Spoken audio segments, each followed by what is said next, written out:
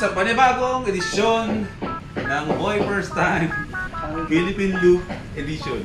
Hindi, Roblogs lang tayo ngayon. Vlogs, ang dami na. Vlog lang. Ngayon, usapang dadalhin kung ano yung mga dadalhin ko sa Philippine Loop na magaganap simula na bukas.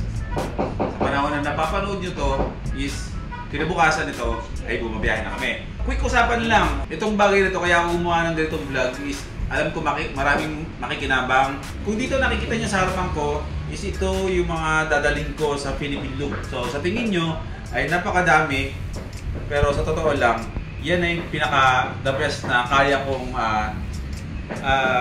dalhin.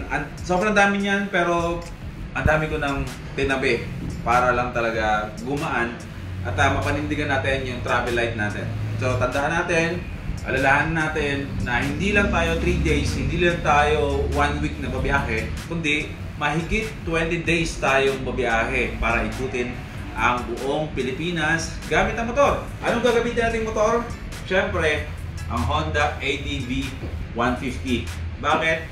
Simple lang. Dahil napaka-komportable niya sa long rides. At ito talaga para sa akin, ang pinaka-perfect na motor pagdating sa mga long rides. Honda ADV 150. Mukha lang siyang konti, pero marami pa rin talaga. No?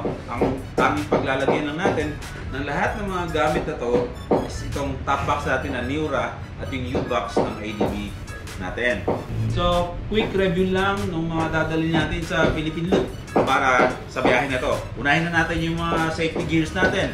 Siyempre, dito, ito ang gamit ko, Geely helmet na warp speed. Ay, hindi! Ano ba to? Rapid! Okay. So, dami ng helmet. Hindi ko na alam kung ano mga pangalan ng mga helmet dito. Geely Rapid Blue. Tapos, naka-lens ako ng blue-green. At ang gamit natin na intercom, exclusive lang sa biyahe na ito sa Hampas Loopers is itong Jabber. Okay, Jabber T30S. Nakakonect lahat ng Hampas Loopers na 6. Pwede mag-usap-usap dito. Siyempre, in case na magkaroon tayo ng abigas sa daan, siyempre naka-ready dapat itong Kobe tire sealer and inflator na kapag naplatan tayo, natusok naman tayo ng pako, naubusan tayo ng hangin, is ito ang sasalba sa atin. So, dala natin yan. At syempre, meron din tayo ditong tire sealer, 2. Helmet disinfecting foam. Syempre, Kobe pa rin yan. Fuel line cleaner. Anti-fog, Kobe anti-fog. At isang Kobe anti-rain. Pampapresko ng ating mga katawan, ang Kobe Cooling Sterilizing Spray. Ito yung isi-spray mo lang sa katawan na kahit naka-jacket ka, isi-spray mo sa jacket mo, magiging malamig na ang pakiramdam natin habang bumiyahe. At syempre, habang naiinitan tayo, ay sigurado may pawis tayo. So, dapat lagi tayong tubango. So, ito ang pinaka-the best dyan.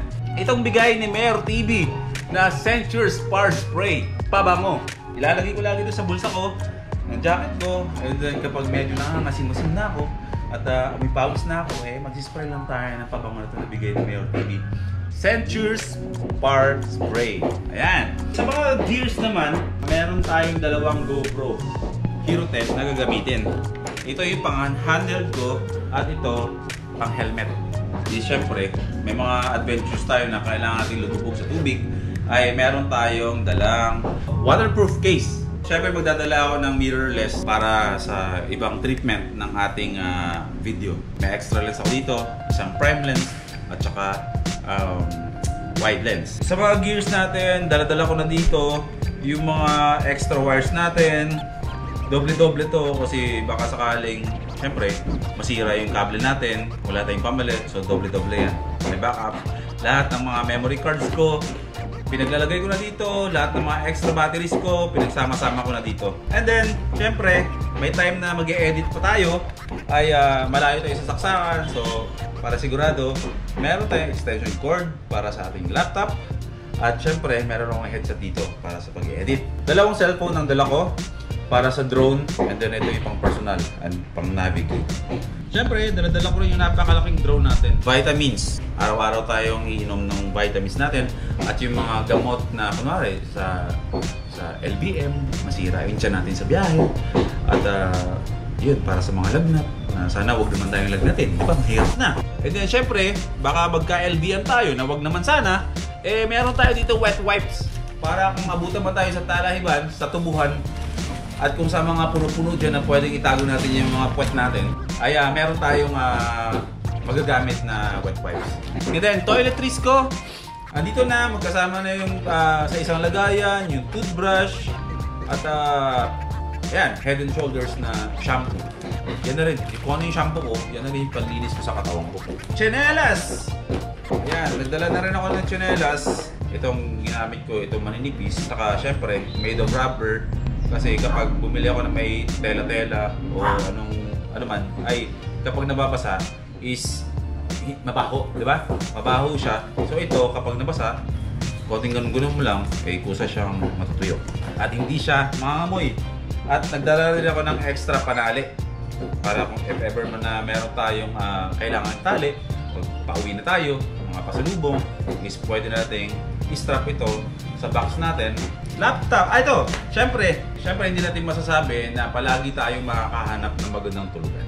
Kumbaga, expect the unexpected. Kung dumating man talaga sa pagkakataon na wala tayong mahanap na hotel, is kailangan nating matulog sa tabi-tabi. So, sa resort man, sa mga karagatan na kung ano. Kaya nagdala ako ng Sierra Madre hammocks. Pwede ko siyang maging unan kapag nagpapahinga kami pag medyo talagang kailangan na namin pahinga sa biyahe. So, sasalampak na ako sa tabi-tabi at ito yung magiging silbi na unan ko. At para hindi antukin, sino po may gustong antukin sa biyahe? Siyempre, nagdala na ako ng aking kape. Hindi ako sponsored ng Nescafe, pero Nescafe baka naman. At ang aking equal na sugar. Yan, 0 calorie sweetener. Hindi po pwedeng walang kape si Boy first time. Meron tayong dalang napakabigat na laptop kung saan dito tayo mag-edit sa laptop natin. Sa mga damit naman na dadaling ko ay yung iba dito isusuot ko na along the way. Siyempre, itong magdadala pa ako ng extra isa. Pero ito yung pantalon ko na gagamitin sa first day of biyahe natin. Parang stretchable siya and then may mga paddings yan. So, safe tayo dyan. Gloves naman, ay nagdala tayo ng dalawang klaseng gloves. Alam niyo kung bakit?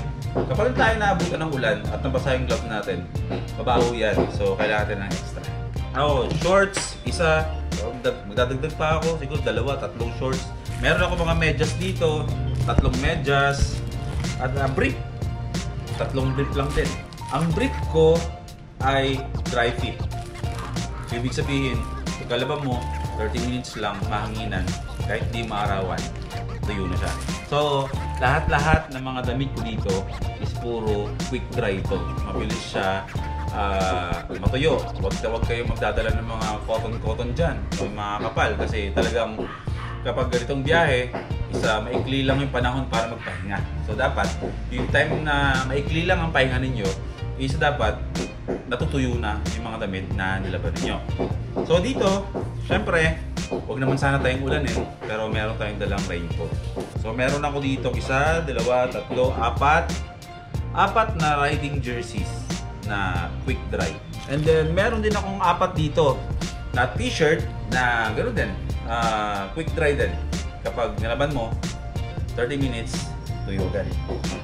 At syempre, hindi ako magwa-wallet sa biyahe. Alam natin na ang wallet is madali siyang malaglag. So, mas maganda na gumamit tayo ng Immortal belt bag. Kung saan, dito muna ilalagay yung pera ninyo, yung mga mahalaga, kunwari yung mga lisensya nyo, IDs ninyo. Siguro advice ko rin na huwag kayong magwa-wallet sa Philippine Loop. Ilagay nyo dito, at least dito. Nandito siya sa harapan mo palagi. Diba? So kapag nagmumotor ka, nandito yung sa harapan mo, lagi mo na monitor na andito sa harapan mo. Sa IDs, ATMs ninyo, dito nyo ilagay yung mga mahalaga. Ang gagamitin ko sapatos, syempre ito. Para safe tayo. And then dito ay merong bag dito sa top box natin na syempre Immortal Moto Bags din, bagong produkto yan. Ilalagay ko lang siya dito para kunwari may bibilin ako na kunwari pagkain. The best din to na lagayan ng mga labahin ko para at least kahit ulanin man, labahin na yun. So walang magiging problema. At ito yung magiging official na t-shirt natin sa Philippine Loop. So, suot natin to once in a while. Hindi naman na everyday, required na isuot ito. Pero syempre, masarap isuot yan. Kasi syempre nakalagay dyan, The Ultimate Adventure Tour. Organized by Adventure Team Philippines. Endorsed by Department of Tourism Philippines. Philippine Loop. Yan. Tapos, ito yung gagamitin natin na jacket sa biyahe, at ito yung vest na sinusuot ng mga Philippine Loopers para ma-identify agad kayo na bumabiyahe kayo, para if ever man na may checkpoints is alam na merong event na nangyayari. So siguro pag nakita naman nila, kasi marami naman nagpi-Philippine Loop na yun, alam na yan sa mga checkpoints. Pero syempre pag kinara tayo, hinto tayo. Palagay, Philippine Loop Adventure Tour. So nakaka-proud lang na isuot to, no? Kahit alam natin mabigat. Siyempre, ang pinakahuli ay nagdala ako ng sticker para sa mga subscribers natin, sa mga followers natin na makikita natin sa dance. Lahat mga nakita sa akin, papara sa akin, ay bibigyan ko yung sticker. So parang ito ay magiging remembrance nyo lang sa akin kapag nakita nyo ako, kasi hindi naman ako palaging nag-iikot ng Pilipinas. So at least meron tayong remembrance kapag nakita tayo. Pero lahat ng mga dadalhin nyo sa Philippine Loop ay nakadepende pa rin sa inyo. Depende kung saan kayo komportable. Depende sa pangangailangan nyo. Ito lang talaga yung choices ko na dadalhin ko sa Philippine Loop. So, hanggat maaari, advice mo nga, travel light lang para hindi tayo mahirapan. Kasi sa Philippine Loop is palaging mabilisan ang galawan natin. So, ayan, sa mga may balak dyan na mag-Philippine Loop, sana nakatulong sa inyo itong raw vlog natin tungkol sa kung ano yung mga ideas, kung ano yung mga idea na pwede nating dalhin. Tatapusin nga dito, next upload natin ay first episode na ng Philippine Loop natin. So, sana panoorin ninyo, kasi bawat upload ko is 30 minutes. Palaging 30 minutes. So, ako, enjoy ko yung buong biyahe, enjoy ko yung ganda ng Pilipinas, pero syempre dapat nakita nyo rin yung mga lugar na pupuntahan natin. So, paano? Kita-kita na tayo after itong vlog na to. Antayin nyo lang at i-upload ko rin.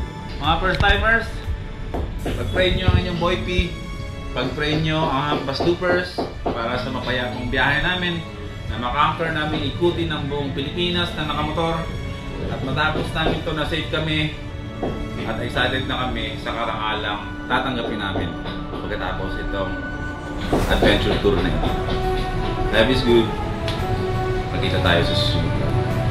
Philippines.